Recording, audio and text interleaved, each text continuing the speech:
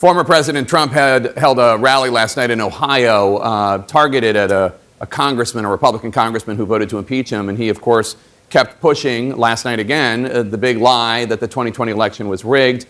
This all comes as Arizona Republicans are completing their ridiculous partisan audit. Other states are considering doing the same. Even former Attorney General Bill Barr called it all in an interview in the Atlantic magazine, and you'll pardon my French, bullshit. That's a quote from the Attorney General, former Attorney General.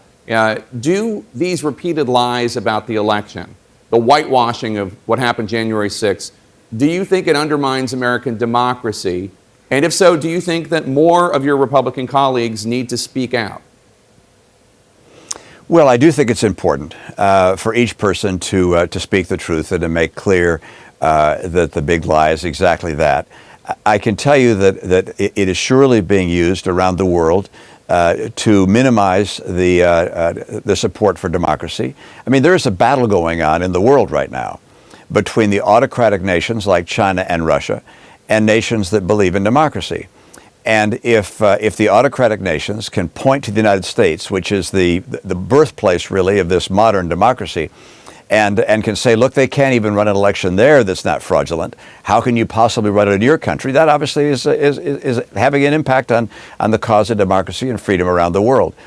But I also think, frankly, Jake, that here in the U.S. there's a growing recognition that this is a bit like WWF, that it's entertaining, but it's not real.